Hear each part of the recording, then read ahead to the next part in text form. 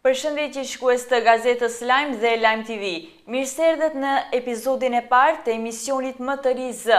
Hapësira ku çdo mendim, çdo histori dhe çdo emocion e gjen formën e vet më të pastër, zërin. Me këtë nisje të re, kam kënaqësi që të sjell përpara jush një intervistë të veçantë, po në këtë ditë të veçantë. Në prag të 28 nëntorit, ditës së flamurit dhe shpalljes së pavarësisë, kam kënaqësi të bisedoj me Hysni Shaqiri, historian dhe njohës i thellë i proceseve kombëtare shqiptare. Zotri Shaqiri, mirëserdhet. Mirë ju gjetëm. Jemi në prag të 28 nëntorit, një datë me peshë të madhe jashtëzakonisht historike për shqiptarët kudo që jetojnë. Dua fillimisht që pyes se cila është domethënia historike e 28 nëntorit për shqiptarët, përtej simbolikës së flamurit. Kur flasim për 28 nëntorin është një diçka shumë e veçantë, një simbolik për gjithë kombin shqiptar, me vetë faktin se me 28 nëntor të vitit 1912 u vendosën themelet e shtetit shqiptar dhe populli shqiptar u identifiku si kombë mbrenda për mbrenda Evropës. Me vetë faktin se kombët të cilët nuk kanë arrit në të kalurën historike të kenë shtet, ato kanë përfunduar dhe sot nuk ekzistojnë. Kjo tregon se 28 nëntori i vuni themelet e shtetit dhe ndërtoi një të ardhme të re për gjithë shqiptarët, kudo që jetojnë, edhe pse një pjesë e madhe me atë jashtë kufive të saj, por megjithatë merita dhe suksesi atij pak shteti që në ato kufi që u pranu kanë ndiku pozitivisht edhe kanë ndihmu shumë që të ruhet identitetit, gjuha, kultura e shqiptarëve edhe në pjesë ku kanë qenë të robruara nga luftat ballkanike. Si ndryshon ky perceptimi kësaj feste në trevat e ndryshme shqiptare, flas për Shqipëri, Kosovë, në vendin tonë dhe në Malin e Zi? Kjo fest është fest kombëtare, duhet të kuptojmë për të gjithë shqiptarët. Tash duhet t'i gëzohen edhe njerë them, gjithë shqiptarët, edhe pjesat tjetër që nuk është në administrimin e shtetit shqiptar. Por kurse më shumë e rëndësishme dhe do me thonë se sepse është një diçka që shumë e rëndësishme që ne na kanë ndihmu që të jemi shqiptar, të flasim shqip, të bëjmë gjithë shka që është në interes të popullit, kombit dhe kemi rujt vendin edhe në pjesë e pushtuara duke mendu edhe duke pas interesim dhe duke jetu me andjen e përjetshme se Shqipëria është e jonja dhe kjo tokë edhe e robruar sot një ditë do të bëhet edhe kjo Shqipëri. Dua të kaloj edhe tek ajo pjesa, sepse është një mendim i përhapur se shqiptarët e Shkupit kanë pasur një rol të rëndësishëm të veçantë në atë periudhë. Sa është i vërtet ky mendim? Shikoj, faktet historike ekzistojnë, flasin, ka drejtim. Unë do të kisha përmend disa fakte historike që janë shumë të rëndësishme për gjithë këtë proces, se ka qenë një proces i vështirë. Nuk ka ardhur pavarësia dhe të themi ndodhi 28 nëntori 1912 u shpall pavarësia. Ka pas përpjekje të jashtëzakonshme në gjitha hapësirat shqiptare me luftra, me organizim të mirëfillt, me kuvende, komitete gjithë që janë mbajtur në funksion të shpalljes pavarësisë. Ajo ka qenë një periudhë nga fundi i shekullit 19 deri në fillim të shekullit 20 kur ndodhi ngjarja e shpalljes së pavarësisë. E Shkupi sa ka qenë me ndikim. Shkupi duke pas parasysh se ka qenë kryeqytet i vilajetit të Kosovës. Se në atë kohë për shembull gjatë kusundimit perendorisë osmane, shqiptarët kanë qenë 4 vilajete të ndarë. Vilajeti i Kosovës, vilajeti i Shkodrës, vilajeti i Janinës dhe vilajeti i Manastirit. Faktikisht prej gjithë këtyre vilajeteve sipërfaqe ka pas shumë të madhe vilajeti i Shkupit, në Kosovës me kryeqytet Shkupin. Shkupi në ato lëvizje ka qenë shumë aktiv. Si qendër shqiptare, ka qenë i dominuar me shqiptar. Mund të flasim për shumë shkallë në gjithë në atë lëvizje, po me rëndësi dhe ta përmendja, është mbajt një kuvend i rëndësishëm në Shkup, në shtëpijen e Sali Gjukës, për organizimin e gjitha shqiptarve në drejtim të mbajtjes së një kuvendi për pavarësien e shtetit shqiptar. Atëherë është i nëncu direkt edhe në Shkup ajo, njëkohësisht edhe organizimin politik dhe organizimin ushtarak për mbrojtjen e trojeve. Është mbajt në Shkup 1912, para se mu shpall pavarësia. Po ka ndodhur dhe krijngritje e madhe gjithë shqiptare, kur me 12 gusht 1912 Shkupi shqirohet nga forcat e armatosura, nga pushteti Osman atëherë. Por ai çlirim ka ndodhur shumë pak ditë, a u çliru me forcat e armatosura shqiptare ku kanë marrë pjesë nga gjithë hapësira shqiptare, pjesa dërmuese ka qenë nga Kosova, edhe nga vetë pjesa e Maqedonisë, edhe prej Shqipëria ka pas, prej tokave shqiptare që sot e quhet Shqipëria në këto kufi jashtë. Edhe ajo luftë ka qenë shumë domethënëse për proceset e matutjeshme në të ardhmen. Dhe ka shpallë domethënë jehon në gjitha qendrat e Evropës, por fatkeqësisht fuqitë e mëdha intervenojnë dhe i detyrojnë shqiptarët të tërhiqen. Lëvizjet tjera që kanë ndodhur në Shkup nuk kanë qenë as pak më të paransishme përveç këtyre çështjeve që i përmenda, sepse Shkupi ka qenë si qendër të përsëri, po them, e banuar me numër shqiptar shumë, një popullat të dendur, edhe dominuar për shqiptarëve, ka qenë gjatë gjithë periudhave Shkupi ka qenë aktiv me gjithë hapësirën ku e ka zotuar si vilajet. E tash ai kontribut nuk mund të shkputet prej kontributit të gjithë përfshirës, sepse në atë kohë për shembull kanë qenë organizimet në ato nivele që çdo pjesë, çdo tokë e banuar me shqiptar është kontrolluar nga një lëvizje kombëtare, të cilës i kanë prirë njerëz të denj me vizion për të ardhmen tonë, se në një moment shumë kritik, po flas për një moment shumë kritik, kur Perendurisë Osmani i kishte ardhur fundi, edhe shqiptarët e kishin kuptuar, shqiptarët e mequr, shqiptarët e ditur, të cilët kishin mbaruar shkollimin tinë në vendet perëndimore, po edhe në Stamboll disa që ishin shumë përgatitur dhe e dinin se duhet me bë një organizim dhe një lëvizje. Edhe kësaj lëvizje i prin struktura më e denj, më e përgatitur, më guximtare edhe më adhetare e kombit, dhe procesi vazhdoi dhe erdhën deri te mbajtja e kuvendit në Vlorë, që ai kuvend u mbajt me përfaqësues nga gjithë hapësira shqiptare, edhe diku më shumë e diku më pak, në rrethona të luftës, sepse atëherë ishin gjithë shqiptarët në luftë, mas luftës parë ballkanike, kur forcat slavo-ortodokse, ku bënin pjesë Serbia, bënte pjesë Bugaria, bënte pjesë Malizi, edhe Greqia si pjesë e botës ortodokse, dhe lufta e parë ballkanike i dha fund sundimit të Perendurisë Osmane në Ballkanin ku jetonin perëndimor, ku jetonin në atë hapësirë edhe shqiptarët.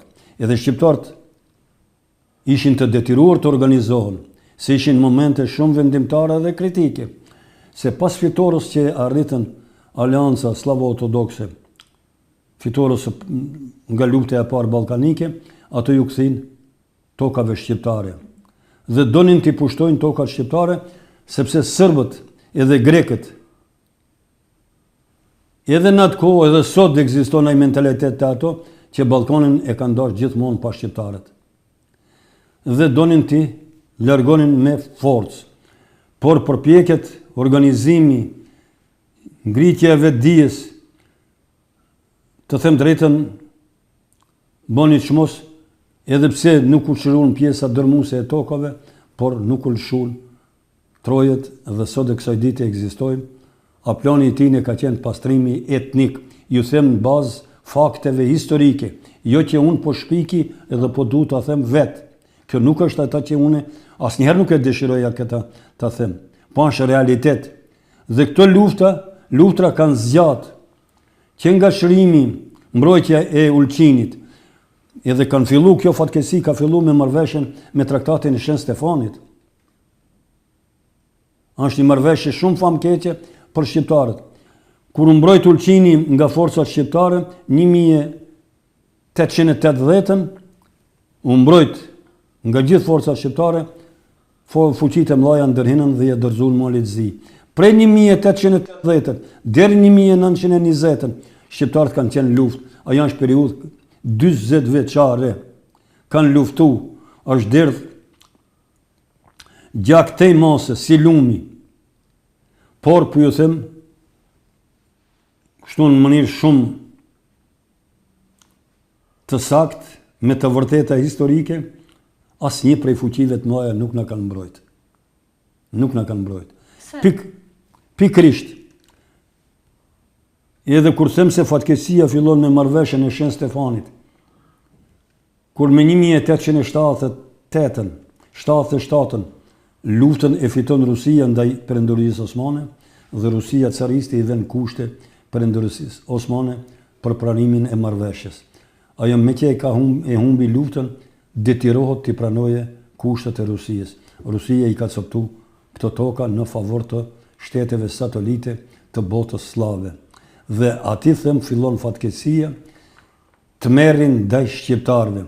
E prandaj, si rezultat, duke pas shqiptarët vetën se në çfarë krize janë, me 1878 në qershor mbahet Kuvendi i Prizrenit.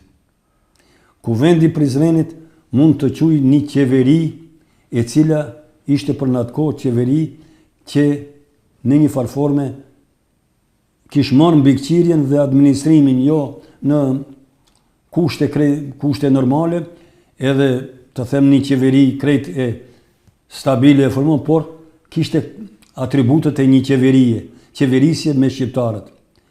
Kuvendi i Prizrenit. Edhe në Kuvend Prizrenit janë përgatitur dokumente shumë të rëndësishme. Është kërkuar që shqiptarët kudo që janë në trojet e veta të organizohen në vetë mbrojtje me luftë. E me që nuk kishin armatim këto shtetet slavo-ortodokse kishin ndërtu shtete dhe kishin armatim edhe të rëndë prej më herët. Ballafaqimi ishte shumë i vështirë, por vullneti dhe guximi, tërmëria e shqiptarëve ishte tej mase. Dhe bënën dokumente hartun dhe ju drejtuan fuqive të mëdha. Se çka po ndodh në Ballkan. Pikrisht për shkak të marrëveshjes së Shën Stefanit, përsi pikëthem, fuqitë e mëdha tjerët që nuk ishin përfshirë në këtë marrëveshje, u ndin të ofenduar pse Turqia u gjyzu para Rusijës dhe organizuan Kongresin e Berlinit. Pse u ofenduan dhe në Kongresin e Berlinit kishin për qëllim rishqyrtimin e marrëveshjes së Shën Stefanit. Por fatkesisht, marrëveshja e Shën Stefanit në Kongresin e Berlinit asgjë nuk ndryshon në paragrafat për fatin e shqiptarëve. Asgjë nuk ndryshon. Këtë flas me fakte historike. Por ndryshon vetëm një paragraf ku Rusia e akuzon Turqinë që të largohet minjëherë nga sondimi i Ballkanit perëndimor. Ata nuk ja mundsuan, nuk ja lejuan fuqitë e mëdha të Evropës flas. Franca, Britania e Madhe, Gjermania edhe Austro-Hungaria. Nuk ja lejuan Rusisë, por ajo që ishte pjesë që atakonte fatin e shqiptarëve, tokat shqiptare, nuk u prek, nuk u ndryshu. E kështu ka vazhdu jeta jonë, ka pasur në mëndej lëvizje që i kanë prinj në shumë kanceleri të Evropës dhe në kohën e më kritike, përgjësien e marrin njerëz figurët më të rëndësishme, këtij procesin përgjësi i ka prinj Ismail Qemali me bashkëveprimtarët dhe ai si një njeri bukur i formum edhe politikan me rang evropian, ka bën një lëvizje të hatashme, po përsëri nuk ka pas përkraje, ka shku në Bukuresht, nga Bukureshti merr rrugën për në Vjenë, për me shpall një autonomi shqiptare. Kjo ndodh lëvizja 1912, para se më mbajt kuvendi. Mirë për kur shkon në Austri, ministri i punëve të jashtme austriak i thot, jo autonomi, shko shpallë pavarësia. Dhe ai nuk rri pak kohë edhe merr rrugën kthehet për Shqipëri, zbarkon Durrës prej Durrësit, se dhe atje është para pa mu shpallë pavarësia, po duke i pas kushet dhe rrethonat jo të përshtatshme, shkon për Vlorë dhe e shpall pavarësien. Këto rrethona të jashtëzakonshme në një gjendje të lufte a shpall pavarësia e shtetit shqiptar. E tash ka çdo kush që mendon në mënyra të ndryshme, edhe mundohet ta kuptojë ashtu siç doje, por realiteti kjo është që flas për këtë flasin faktet dhe burimet historike. Do të thotë, edhe njëre potencoj, është derdh gjak. Gjithë hapësira shqiptare ka qenë luftë kur a shpall pavarësia. Po edhe pas shpalljes pavarësisë, me aktin përfundimtar të shpalljes pavarësisë, Serbia dhe Greqia kategorisht kanë qenë ta zhbojnë Shqipërinë. Greqia me pretendime me marrë pjesën e jugut, Serbia me pretendime për me dalë në detin Adriatik. Dhe nuk kanë dashur me në asnjë mënyrë të ekzistojë shteti shqiptar. Dhe këtu janë zhvilluar luftrat të rrepta, të mërshme, dhe humbjet kanë qenë shumë të mëdha, jo vetëm në njerëz, po edhe në vendbadime shqiptare, ku varfëria aq sa ka qenë edhe më shumë ashtu. Do të thotë ky popull, për këtë shtet sot që e kujtojmë me 28 nëntor 1912, kanë vujt, kanë sakrifiku, që nuk mund të përshkruhet përsi, po them, nuk ka letër me përshkru vujtjet dhe sakrificën e popullit shqiptar në këtë periudhë shumë kritike. Thash, kanë qenë një luftë 40 vjeçare, apo kuptone? Nga 1880 në mbrojtjen e Ulqinit deri në përfundimin e luftës parë botërore në Versailles. Në luftën e parë botërore në Versailles ka pas një marrëveshje të fshehtë mes britanikëve, francezëve, ku e kanë josh Italien që ta marrin nënën e vet kundra Gjermanisë, Austro-Hungarisë dhe pjesë tjera aleatëve, me tokat shqiptare duke ja premtuar Vlorën me një perimetër shumë të zgjaruar. Kjo marrëveshje ka ndodhur 1915, marrëveshje e fshehtë. Edhe në përfundimin e luftës dhe gjitha vendimet që sjellën në Versailles të Parizit, aty marrën pjesë bloku fitimtar, kuptohet, Gjermania e kishte shumë luftën edhe gjithë, Italia e pritke ta realizojë dhe e kontrollonte Vlorën, kishte forcat e veta të armatosura.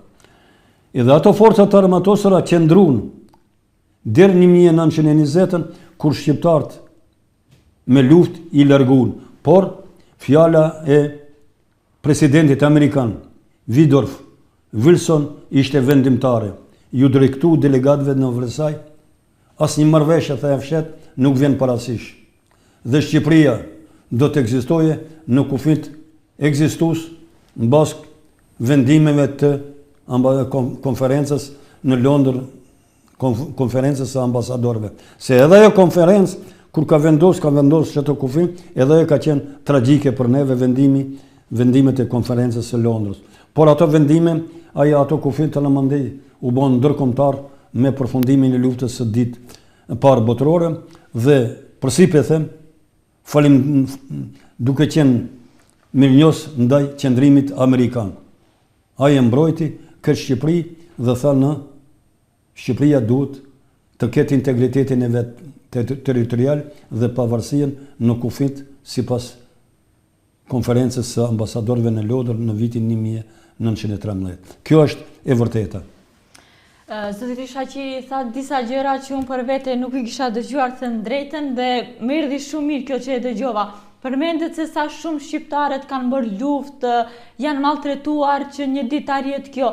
Dua t'ju pyes se si shihni sot ju shqiptarët, sidomos në vendin tonë, në Maqedoni, sa mendoni që janë të lirë shqiptarët? Shifel,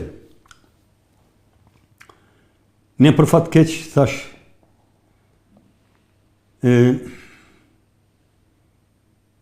nga 1912 nuk ndryshum shumë pak, me përjashtim 1999 Kosova u çliu nga forcat serbe. E tash i vetmi ndryshim që ka qenë shumë i rëndësishëm dhe shumë madhor, që ka qenë një problem preokupues për gjithë shqiptarët. Pjesë tjera nuk ndryshum, unë nuk po them tash gjithçka ndryshime kush di çfarë radikale, por edhe në organizimin politik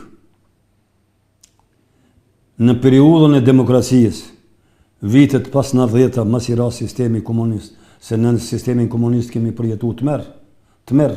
Unë kam qenë, nuk jam i ri, kam bërë disa vjet. Paka shumë e di, po e di edhe prindrit që ne kanë treguar, njerëz të ditur, njerëz të shkolluar që kanë përjetuar. Tash 90-ën gjithë shqiptarët pritën se do të jetë rilindja shqiptare, pranvera shqiptare. Me ndryshimin, me mbrëmjen e sistemit komunist, u shpërbon Jugosllavia, Federata Jugoslave, u shpërbon edhe Bashkimi Sovjetik dhe bloku komunist slav, përgjithësi përfundoi ashtu siç përfundoi me ndryshimet demokratike. Tash shqiptarët kishin mundësi të bëjnë më shumë. Më shumë të bëjnë. Se aparati shtetëror në kohën e komunizmit i botës slave ka qenë shumë i fortë dhe anti-shqiptar ka qenë totalisht mbështetur pa kufi nga Rusia, nga Moska, nga Bashkimi Sovjetik. Kanë qenë mbështetur ndaj politikës shqiptare. Se dhe Moska ka pas pretendime të ketë kontroll Ballkanin nëpërmes satelitive vet dhe të ketë dalje në Adriatik. Dhe këto kanë qenë synimet dhe ne kemi qenë gjithmonë viktim e politikave gjeostrategjike të botës slave. E tash demokracia sjelli diçka të re, po fatkeqësisht edhe në demokraci nuk e arritëm atë që as dash të arritim. Mund të themi se kemi arrit rezultat dukshëm të madh, po jo në ato përmasa që kemi pas mundësi. Tash ne në Maqedoni patëm një konflikt vitin 2001, luftë, të cilën deklarojmë dhe rrajmë gjoks që nuk e humbëm. Rezultatet me marrëveshjen politike, që quhet sot marrëveshja e Ohrit, janë shumë pak të besueshme, edhe shumë pak që e kanë ndihmuar pozitën e shqiptarëve. Shumë çështje nuk kanë përfunduar. Po shka është më rëndësi, se përsëri po them, fajtor jemi përsëri vetë se organizimi na ka mungu i mirëfillt, unë kur flas për organizim, flas për organizim mirëfillt. Gjenja nuk bën sot edhe në Kosovë. Pse mos ta them?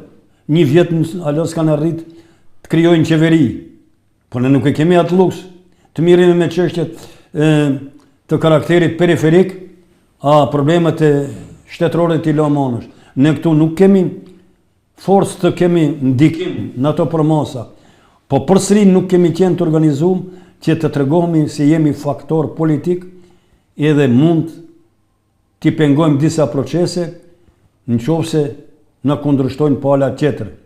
Na kemi pas kundërshtime për shumë tema, për shumë çështje nga pala tjetër, edhe kanë qenë kategorik në përkufizimin e të drejtave tona. Do me thonë, ende kemi pranuar edhe mas luftës 2001 statusin e varësisë, kush ka po na jep, kjo në fatkeqësi, kjo në të merë. E tash po të them se gjenja në përgjithësi nuk është e kënaqshme, jo që po du ta flas unë, po du ta them, po gjenja është ashtu si është. Unë nuk e kam pritë se mas 2001 Maqedonia do të jetë me këtë organizim politik dhe do të vazhdojnë qeveria e Maqedonisë të trajtojë shqiptarët si më para, si para 2001. Por nuk e kam pritë se edhe shqiptarët do të pajtohen me këtë ignorim, me këtë diskriminim si para 2001. E këtu kur flasim për këto tema, këto kërkojnë kohë shumë, unë përsëri po them, në mungon organizimi, sot në ka mungu edhe më herët, e në qofse në mungon edhe në të ardhmen, gjenjen tonë, statusin tonë, nuk mund të ndryshojmë, nuk mund të na ndryshojnë tjertë në qoftë se vetë nuk punojmë këtë drejtim. A puna serioze për çështjen kombëtare kërkon sakrificë. Edhe sot anën në këto rrethana të një politike ta quajmë krejt të qetë, ashtë sa ashtë, unë nuk po them më tepër, edhe në këto rrethana duhet proceseve t'i prim përpara, sepse në qoftë se problemet nga dita në ditë grumbullohen dhe një ditë mushet kupa, ato derdhen. Çka do të ndodhe? Çka do të ndodhe edhe për Maqedoninë, çka do të ndodhe edhe për Kosovën, edhe për tjetër Shqipërinë. Nuk kemi vizion ende. Bëjmë muhabet, tema, shpalosim, jo kia është orientuar me Rusinë, jo kia. Abe bota nuk kontrollohet me forca nga Ballkani, kontrollohet me forca nga perëndimi. Ato e orientojnë politikën. Unë e di se ky vend ka qenë historikisht pro-rus, edhe do të mbetet që ashtu. A do të ndryshojë politikën e vetë, do të ndryshojë varësisht sa jemi në aktive dhe sa jemi i ndihmojmë proceset integruese evropiane, edhe të marrim drejtimin perëndimor. Por nuk është punë e lehtë se bota slave, Serbia, edhe Maqedonia, gjithë janë me si nga Moska. Këta duhet të dinë shqiptarët. A mos flasim për Serbien, Serbia veç nuk është federate Rusijës. Aleat më i besueshëm prej botës slave është Serbia. Edhe Serbia aktivitetin e vet, politikën e vet anti-shqiptare nuk e ndalon. Nuk është vetëm ndaj shqiptarëve të Kosovës, po atje ka interesin më të theksuar edhe ndaj shqiptarëve të Maqedonisë. Ajo ka politikë anti-shqiptare duke thirrë në të kalurën kur ka pretendu që Ballkanin ta ketë pa shqiptarët. Atëherë se ne ka arrit ai bën ato përpjekje edhe në këtë kohë, edhe në këtë situatë kur ne llogarisim se gjithçka është okay, përndryshe anëmiqët për rreth shtetet fëmijë punojnë kundra neve. Ne ku jemi tash këtë organizim politik, nuk e kemi nivel. Nuk e kemi as në Maqedoni, nuk e kemi as në Kosovë. As në Kosovë. Duhet t'i qelim sit, duhet jemi shumë serios, se çështjet kombëtare kërkojnë seriozitet dhe angazhim të përjetshëm, jo sot për nesër. Nuk janë çështje të përkohshme, por janë çështje shekullore edhe do të mbeten gjithmonë deri në zgjidhjen përfundimtare. Nëse ne shmongmi detyrimeve tona, se ne shmongmi, cili janë detyrimi jon? Detyrimi jon është t'i dalim zot tokës ku jetojmë. Duam i zot të tokës tonë. Mos presim që tjertë na kushtojnë edhe si të ta organizojmë jetën. Se kur vim këtë nivel, tjertë na diktojnë në organizimin e jetës, ne mos kemi mbet askushi. Prandaj, gjithë ajo që ai kontribut, unë them se është arrit shumë.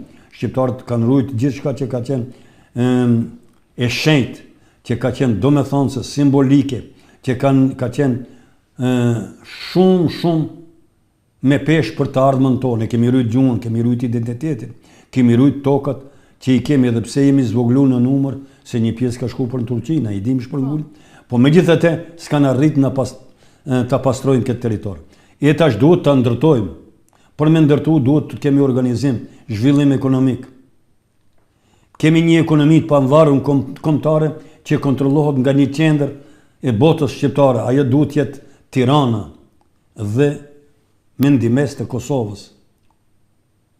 Dhe kemi zhvillim ekonomik, kemi një bashkëpunim të mirëfillt, jo vetëm me fjalë edhe me muhabete, me vizita.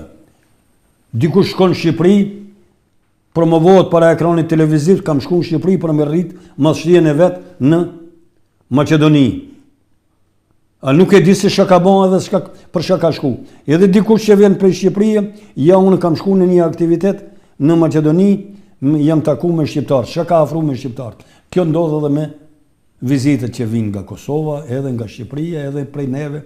Këto janë vizita vetëm për propagandë ditore, a për propagandë kombëtare, për çështjet që kanë bëjnë me të ardhmen tonë, duhet të organizohet një qendër edhe të thirret një kovend. Një kovend sikur si ka qenë në momentin më kritik kur thash kuvendi i Prizrenit. që boni kthesën historike, një kuvend ku prej atij kuvendit dalin detyrat kombëtare. Edhe të obligohet çdo shqiptar, çdo subjekt politik që do të mirët me politikë kombëtare, ti detyrohet obligimeve të atij kuvendi. Këto si kemi bën këto gjëra. Ne shkojmë me hamendje, me ëndra, me lloj euforie, prandaj edhe kemi gjenjen këtu që jemi. Në fund dua t'ju pyes se çfarë mesazhi mendoni se duhet t'i përcjellni brezave të rinj po në këtë ditë të veçantë për 28 nëntorin? Unë mesazhin tim do doja ta orientojnë këtë drejtim. 28 nëntori është ditë e shpalljes së pavarësisë së Shqipërisë dhe ngritja e flamurit. Vendimet e atij kuvendi dihen. Shqipëria është shpall shtet në gjithë territorat të banuara me shqiptar. Ajo nuk u realizu sot e kësaj dite. Ti prim procesit atë ideal të atij kuvendit, të atij në kuvendarve, asnjëherë mos ta harrojmë. Ta kemi parasysh dhe të punojmë në atë drejtim. Se proceset historike zgjasin me dekada, po dhe me shekuj. Por në qoftë se nuk harrohen edhe kijen parasysh, do të arrijmë deri te ai ideal që e kanë pas kuvendarët e shpalljes së pavarësisë së Shqipërisë për përfshirjen e gjithë territoreve. Edhe në këtë drejtim do doja të punojmë, të jemi shumë vigjilent dhe 28 nëntorin, si shumë të rëndësishëm, unë përsëri them, ne ka rujt identitetin, ne ka rujt gjuhën, kulturën, edhe pjesës së pushtuar, që ajo pak Shqipëri. Po ajo pak Shqipëri nuk duhet mbetet ashtu si është. Për të ndryshuar duhet bëjmë përpjekje. Përpjekjet janë të përbashkëta. Kudo që jetojnë shqiptarët. Kjo kanë porosia ime. Faleminderit shumë. Ju falenderoj edhe juve për ftesën. Ju uroj sukses. Ju prit e mbara. Ju falenderoj. Shikues të nderuar, deri në intervistën e radhës, bashkë miru pafshim.